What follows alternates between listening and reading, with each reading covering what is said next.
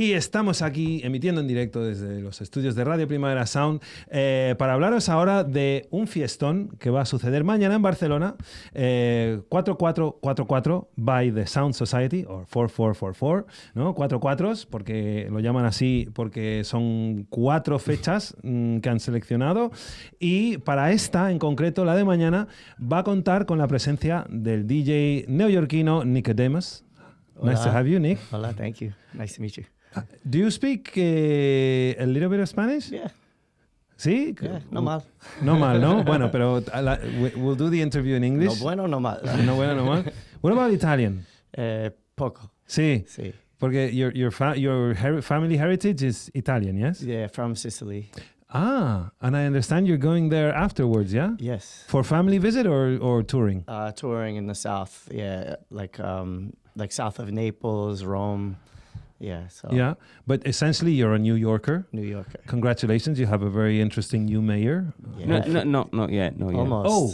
No, he's the candidate. He's the candidate. He's got to. Yeah. Oh, yeah. I thought, okay, I don't know how to read. You know how they say, oh, yeah, I know. It's they tricky. congratulate, and it's like, oh, we just got through what? The primary. Yeah, he's going to be the Democratic candidate in a city that's full of Democrats. Yeah. So he's probably going to be mayor, I think. I think Yeah. he's kind of like the top choice right now, and you know, they put a lot of money behind a lot of candidates, and he still took them all out, which was really great. A little power to the people moment that we're having. He looks awesome. Yeah. I've temporarily forgotten his name, but Damn it. I know. We're too many names to memorize. Anyway, sorry. I always envy people who are born and raised and live in New York, because you feel like I feel like you're the most cosmopolitan people on earth. How do you think it's affected the way you make music and you put out music, being a New Yorker? I mean, it really affected just growing up. At the age of like 10 or 11, we had such access to like hip hop, house music, reggae, block parties. Our radio was amazing growing up. We had so many radio stations playing different music. It was like a universe at night. We would just be going around the dial with our tape recorders, you know? So I think that was like personally my first influence. Nowadays, I mean, you just have every artist from all over the world. Like, you don't even realize how big a certain community is until they're playing in New York, and then it's like completely packed with people from, you name the place, you know, Suriname, okay? Yeah. And that's something that, like, I just always cherish New York for. It's diversity and it's access. It's not, you know, there's so many free shows. Yeah. The radio's still pretty good, but not as good as it used to be. But yeah, we have just such diversity. You're literally rubbing elbows with everybody. It's hard to stay in your shell of whatever you're, you know. Yeah. what one song makes you think of New York? That one song where you just like, right, that's it. Oh, wow. I would say, no, but I'm going to go throwback time. It would be like the Jimmy Castor Bunch, Just Begun. Oh, tune for all the breakdancers and stuff. Yeah. That was like kind of our Uptown Bronx anthem, our breakdance anthem.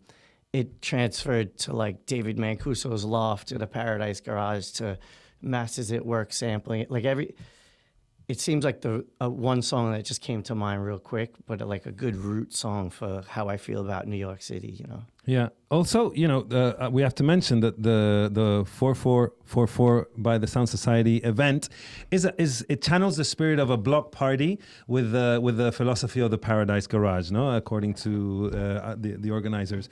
Do they still have block parties in New York, or are they a bit more restricted now?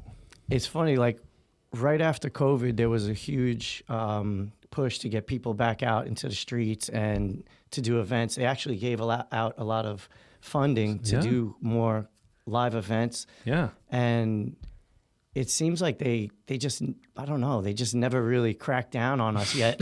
And it's amazing. And we're also entering a beautiful time where people are taking note of sound systems. So a lot of these block parties have this great homemade sound. You know, we got tons of different brands coming up, and they're making a name for themselves. So when I saw the Sound Society sound system, I said, oh, okay, now we're talking. I have never seen that here in Barcelona. I know there's a few that exist around, but it really got me excited because playing on a sound system like that, it's a different experience. It's not necessarily loud, it's quality. And that's really important. It's like re-educating people also about how to direct sound and how to keep it warm and not just be like just blasting it everywhere and just being more precise. So I'm happy to see that happening around New York a lot more too. Did you specially prepare a DJ set taking into account the virtues of this sound system? Absolutely, yeah. So what are you looking for when they tell you that you're going to be you're going to be playing with these incredible speakers? I think like how it changed my sets is that I would strip it down a little more and like maybe even if it's just something like a Alice Coltrane track with a harp, it's going to sound, I mean, we've never heard probably a song like that, like acoustic on a sound like that, or dub, you know, good dub and electronic music that is stripped down and like really moves the air really like solid. Whereas most of my sets forever are just like super heavy with percussion and a lot of layers and, you know, which is nice to throw a few like that. But I think with a sound system like that, it could be tiring for your ears, and maybe just like stripping it down just a little bit could be nice, you know? Well, hang on, let me communicate with... chicos, hay fotos en la carpeta de los altavoces para proyectar mientras estamos hablando del sound system. Perdón, no lo especifiqué antes. We're live directing the show. I forgot to put the photos. We have them. We have the beautiful photos that Tatiana sent us, and we'll be able to see them on the screen as we speak. Nice. Well, you see, this is what I wanted to ask, because you're playing all night, right? You're the only DJ. So are there a load of tunes which you're just like, I'm really looking forward to playing this? You know, because I can put it on at 10 and I don't need to get anyone dancing because it's 10. Maybe there's like 2 people in there. You know, people coming in. Like, are there any tunes you're just like, yes? Yeah, sure. Yeah, there's like some of the music from our label I don't get to play out that much. Our label is Wonder Wheel Recordings, and we have like a lot of music from all over the world, but like in dub style and like... so yeah, there's some of those songs I'd like to introduce with, and you know, just like start to loosen the bones a little bit, like, and then you know, get into the groove slowly. It's kind of like how I like to play anyway. Yeah. I'm not really, although it's nice to just be like, okay, you're on the peak hour, go, pow, you know. But more fun is to like make the whole ride, you know, just like bring peaks and valleys, and then. Take it home, you know. Yeah, and that's the great thing about outdoor events in a place where you can do that. I feel like if you're playing in a club and it's closed in and you've got all these lights, you're kind of obliged to keep the tempo always going fast and pummeling. You can obviously like drop all of a sudden an Alice Coltrane track in the middle, like let's bring it. You can play with that, but outdoors you feel like people are vibing more than in the club where. I don't know. That's my perception anyway. We were just speaking earlier about how nice it is for us of a certain age to go to outdoor block parties instead of clubs. You started really young, right? What were you, 12 when you started DJing? I mean, yeah, probably like earlier even. I just, was in the bedroom mostly. And then what happens is like when you're like one of the few people in the area with turntables, everyone's like, oh, Nico's got turntables, hey mom, can you drive me to this, whatever, I'm not going to tell you some of the crazy places I played with. But like, Mom, what kind of place is this? And don't worry, Mom, it's $50. Okay. But like, you kind of get that little reputation going, and then it turned into like Sweet 16 parties, which we have, and and that also helped me develop a diverse music sound instead of sticking with just hip hop, reggae, and house. Some Sweet 16 parties were asking for new wave music and maybe some more stuff that's on the radio. And then D-Light came out, and it was like everybody liked that. So, like I was like kind of the guy absorbing all the sounds that everybody wanted, and then my record collection would grow. So yeah. This is what I wanted to ask. Like, what do you learn by playing like a load of Sweet 16 parties? Because that's like, people often think of like DJing as, you go to a club and you play your 2 hours and you got your crowd that already knows you. But there's so much of a bigger side of DJing that's like, Sweet 16 or wedding DJing or that kind of thing. Those pay better. those are well paid, and sometimes it's like, okay, I'll take a everyone request. goes me to DJ for free at their wedding. It's not fair. Fool.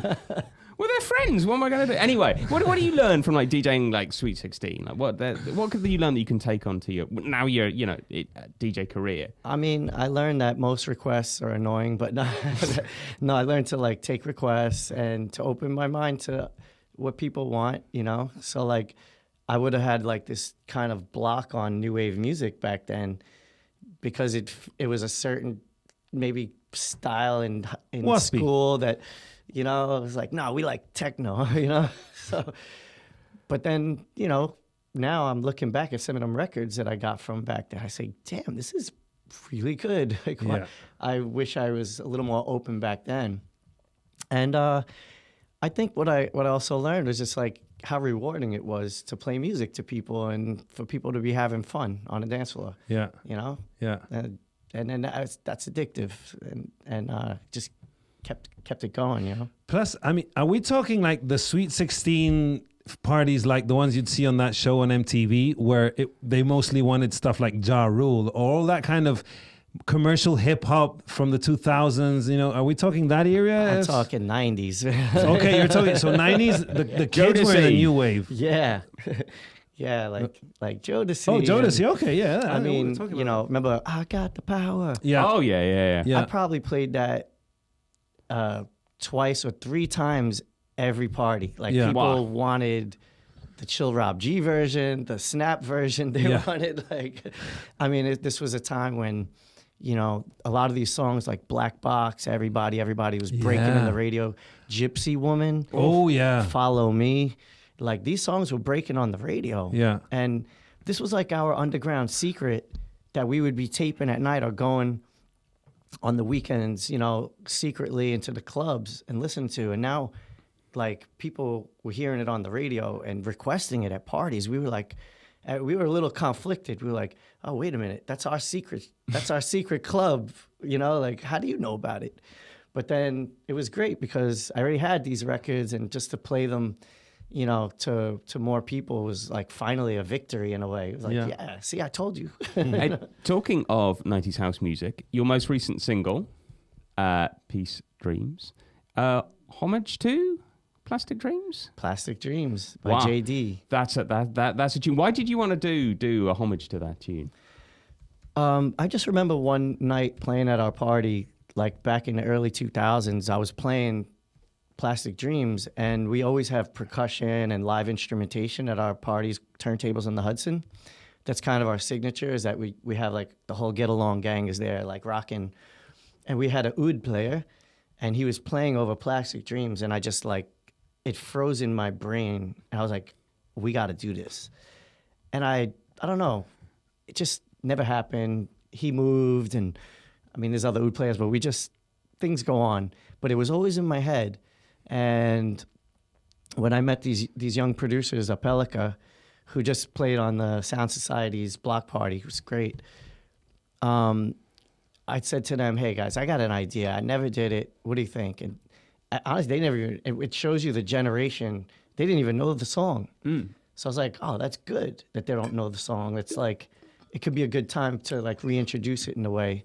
So, we brought in the darbuka, we brought in the saz, and the oud, and just kind of like, I mean, it's called a remake. It's not a remix. We didn't use any of the parts from the original song. It's a remake, which you use elements. Or an interpolation, they call it. Yeah. So no, I really like it. I was kind of listening to things of yours at random, and then like it kind of came in. I was like, that sounds a bit like Plastic Dreams. And no, I'm just imagining it. And then like later on, it kind of goes like kind of quite full Plastic Dreams. Oh, yeah. That's amazing. It's a risky one to do, I admit. So I was like, oh no, it totally works. Totally works. Thanks. If you don't like it, don't tell me. And tell a lot of your biography talks about how you're constantly traveling. Is this true? Like, how do you make it work? Like, do you first of all like sort of put out notes to people? It's like, look, I want to do this route. I'm available for DJ bookings, and so as you get booked, that's how you plan your travel itinerary, or do you just go to places and improvise? It's a lot of improvising, but I have an agent in France who's really good at putting together those dates in areas because I don't, half the times, like, he really picks interesting places that I don't know where they are at first, but he knows the route. So he's been helpful with that. And in Italy, I have also an agent there. But yeah, usually it's like, it's become a pattern where I know I'm around, this country for these weeks. And then this, Italy's always in August, and Greece in August, that's always kind of a time for that. Yeah. But then, there's so many life curveballs that are thrown your way that, you got to just be very flexible and be able to just move around as needed, so. But do you travel with vinyl? Last summer I did, because there was 2 requests for that. And I wish I actually did this for the Sound Society, because there's nothing like playing vinyl on a sound system like that. Yeah. You actually play totally different. It's so much more fun. Yeah.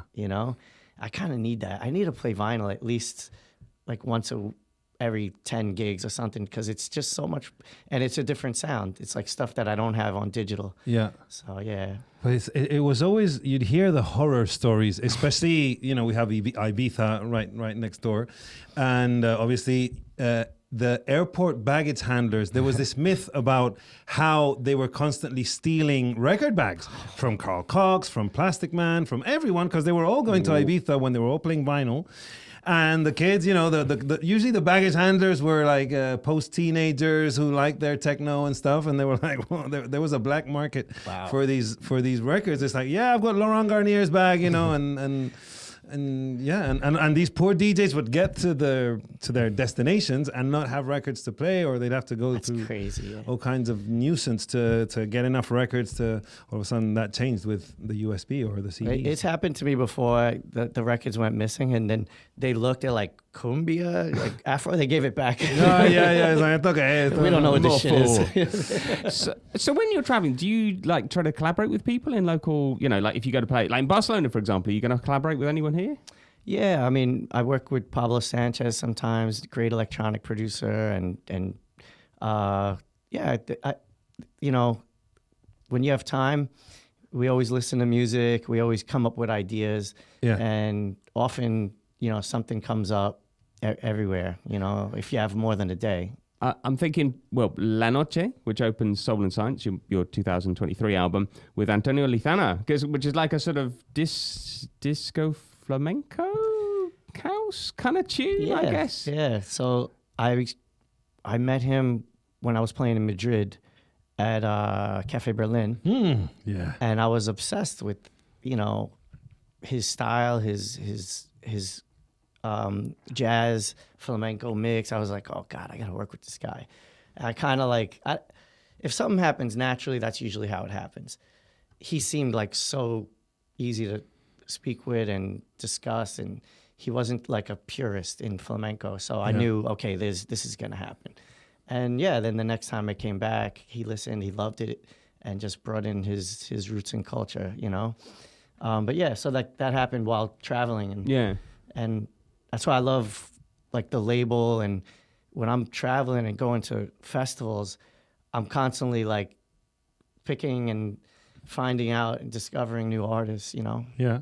And as a crate digger, what else have you liked of Spanish historical music scenes that you find interesting, apart from maybe flamenco fusion and stuff? Yeah, like rumba catalan. I love I love this group. I was obsessed as a kid. Las Grecas. Las Grecas. Oh man, psych flamenco. I was obsessed with this group. I was like I'm moving to Spain. Yeah. I was like. Peret, I liked his vibe.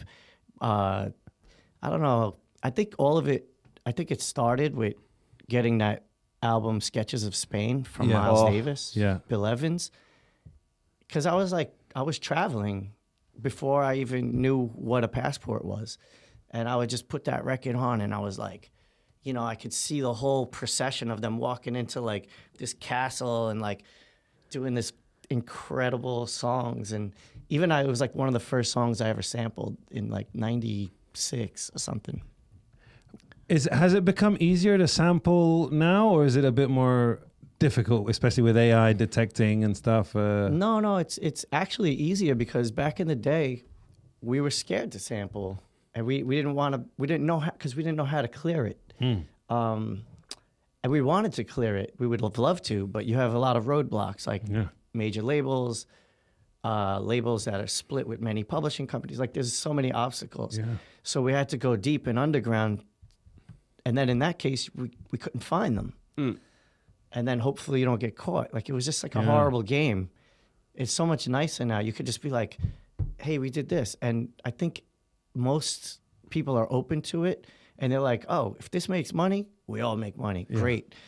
And, you know, even if you have to give up more of the share, I think most people are just excited to get their art out and their vision. It's not as daunting and scary as it used to be, I think, you know. Talking of AI, I was reading an interview you did in 2023, I think it was, and you said back then you were quite scared about the impact of AI in music. 2 years, I mean, I was quite surprised, because like 2023, I don't know if all that many people were talking about it. How do you feel about it now? Are you still scared? Has it got worse, or are you sort of more? Yeah, I mean, it's starting to find its way in, you know, streaming platforms. And I mean, it's like in the end of the day, personally, I'm like, if I heard it, it's like, it's music, okay? They could be making a lot worse shit, like bombs and shit, you know? But part of my whole last album, Soul and Science, was just, I'm just scared that it replaces human connection, collaboration, people getting together and doing fun music, like sharing culture. Once you just start going down the AI route, it could get like a little bit lonely and independent and me. Nah, man, like that's, so I wanted with my last album just to collab with as many people I can, you know, me, you know, at the helm, of course, but just as a reminder to be human. You know what I mean? But I think it's gotten worse in a lot of other ways too, and especially for film, and a lot of people's are suffering from like the takeover of a lot of jobs, I think. Some of the crap that's being churned out. Have you heard a lot of crap? I don't know. I'm thinking more. To be honest, I'm thinking more of journalism. And, okay. You know, like I can't really say too much. But let's just say a place I used to do something for replaced it with AI. Oh, see? And you kind of look at what AI is doing, and you're like, that's not good. I mean, like, it exists, it works, but it's like, it's just boring anyway. Yeah. But is it like, you know how like sometimes a newspaper has to cover little articles like, oh, they opened a new, I don't know, something that's just not interesting for the people, but they have to mention it for whatever. Like, oh, they've opened a new complex to store, but like trucks in the, you know, and it's news because it's Barcelona and it affects. And if you have to spend time, even if it's 15 minutes of your time when you could be covering a real story, why not make it interesting? You know what I mean? Like, why? True. Like, does it have to be boring? It's like that Afterlife show on Netflix, the Ricky Gervais, where he works for like a local newspaper, and the news is like, oh yeah, someone's cat got trapped in a tree. That's more. Yeah, you can be creative. Yeah. I don't know if we can ask you this, but I'm going to ask anyway, because it's something I love to ask DJs.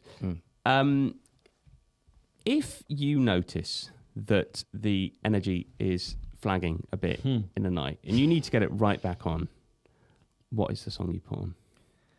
Oh, shit. Well, it depends. What kind of party? Like, there's a lot of factors. Like, some of my safe one, if I'm playing in, like, let's say Latin America, South America, I throw on Mi Swingers Tropical, because I know they're waiting for it.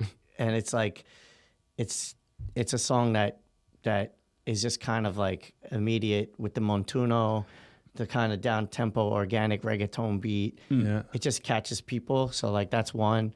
I mean, if I'm up in a house club, I don't know. That's a tough question. There's like it could be so many. Yeah. You know, I don't know. Okay, it's kind of an unfair question. Yeah, because like you don't know if they're looking for like something that they know, or they want some shit that's harder, or you know, you can really have to judge and see what's up. Yeah. Usually I walk around the dance floor and I take a poll. And one final question, you know, being in the heart of the New York street vibes and everything, what's the next thing? Because reggaeton's been like huge for a while now, and I think that's the last great sort of musical genre to like burst and become universal, and, you know, Bad Bunny filling out 4 stadiums in less than hours in ticket sales. So it's been a while now. So I'm thinking, you know, it's always something that comes from the street. What's the next genre, or what's the next crossover thing that you can sort of whiff? Like, oh, this is going somewhere. I don't know. I guess all the offshoots of Afrobeat that's happening everywhere. There's so much. It's kind of crazy, and you learn more when you're traveling. I can't really tell the difference, honestly, like between a lot of these new genres, because they're happening so fast. Yeah. It's like almost like when Jamaican reggae, dancehall reggae was hot in the 90s. Like, we were so into it that we knew every week there was a new rhythm.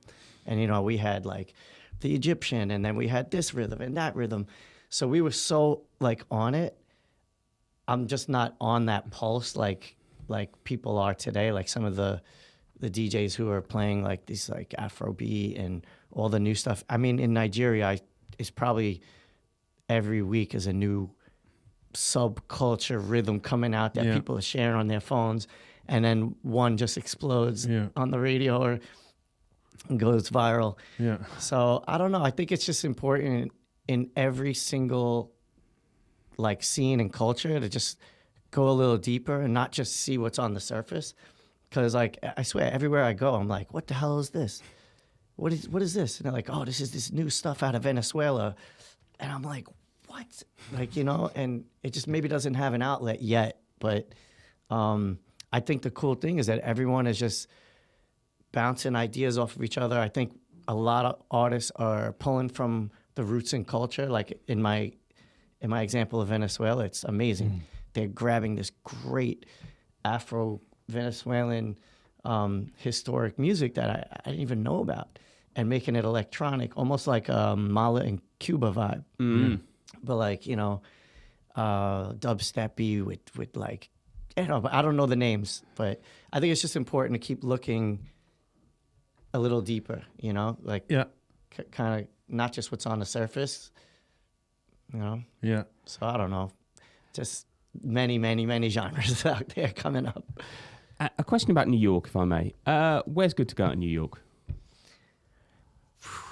I mean, is it really good for clubs at the moment? Because you know, for me, I was like 90s New York, the Tunnel. I mean, I never went, but like, you know, I just know. Like You'd read watching about from it. far away, reading about it, but like, oh my god, that sounds so good. You know, like Julian Vasquez and all that kind of thing. Is it good now in New York? It's incredible. It's unbelievable. It's overwhelming, and I get FOMO every day. I'm like, oh, I want to go to this. I want to go to that. You got a lot of the classics. You got a lot of the usual suspects doing great. There's a lot of rooms with nice sound that's smaller, which is great. You know, we have like, I can name venues, or, you know, there's also a lot of outdoor spots popping up, parks, parties in the parks. Parties, Summer Stage, Prospect Park. Everyone's doing great stuff. And I think the curation is just incredible, what's going on in New York. It's like, I mean, anytime I'm thinking about throwing a party, I'm like, oh, there's 20 parties the same day. I'm like, maybe I'll do it Sunday morning at 8 a.m. Yeah, that'll work. And then there's like, no, there's a festival. Like, oh, man. But the good thing is there's people for everything, right? Not everyone fits in every one part. There's you know? people for everything. I just saw it this morning. I was like, that guy Mohawk, the guy from Brazil. Yeah. It was like 10,000 people on a pier in like where there's nothing else in New York, like down in like Bay Ridge. Like Yeah. I said, what? Where all these people come from? And also that night there was maybe 20 other amazing parties. There's something for everybody, and New York's on fire in the summer. It's insane, and it slows down a little. And literally, it's so hot. It's like 40 degrees. You know, it's like 100. And with Zoran Mamdani, I finally looked at his Zoran. name. It's going to be even better. So Trump called him a communist, which is like, well, Trump's calling us communists. He's like, he's trying to start a war with Spain now. Yeah. Well, Next, he's like, well, there's literally going to be have consequences. Something bad could happen to Spain, you know. And it's like, what? What? Are you going to drop one of those motherfucking 14-ton bombs on us because we didn't chip in? I mean, here's hoping not, shall we? Jesus Christ. They can find an excuse for anything. These I know people. Anyway, let's not go down there. Friendly reminder: tomorrow, mañana, Lanao. in Lanao, 4 hours of Nickodemus. No warm up DJ, no post DJ. Just 4 hours of Nickodemus kicking it, taking us on a wonderful journey. In Lanao, what time? ¿A qué hora empieza? A las 10 abrimos puertas, Die- a las 11 empieza Nickodemus. A las 10 de la noche. From 10 to 3. From 10 to 3. Vale, nice horario. For some reason, I thought it was going to be daytime. Sorry. Tati sent me all this stuff a week ago, and now I'm still preguntas de examen. 4 hour set. 4 hour set. 400 people. The other fours. 4 parties. Yeah, And, It's 4 per 4 beat. 4x4 beat. And we'll also take the chance to remind you of the next party. It's going to be on the 12th of July with Amalia from London, who's on Born Fruits and has played at Fabric, at Mantel, Corsica Studios, etc. Also very rhythmic and with great flow. There's a special guest to be announced for the 19th of September. Vale? And the 22nd of November, A Love from Outer Space, the party's popularized by Andy Weatherall, is going to feature Sean Johnston. A Love from Outer Space is characterized by slow beats. They never go above 120. What's the fastest you go? That's nice. It used to be like maybe 125, but would you characterize drum and bass as fast or slow? Fast, yeah, 173. Oh, I've been breaking out my old drum and bass records. On a good sound, it kind of like lights up the place. It's crazy. So we might test out a few of them jams, some old Ronnie Size, Pesce, you know, the jazzy kind of bangers, halftime, double times. Yeah. I mean, you know, the people in United Kingdom, they adapted it very early. They understood it. But in Spain, I always thought this music sounds like the music of the future.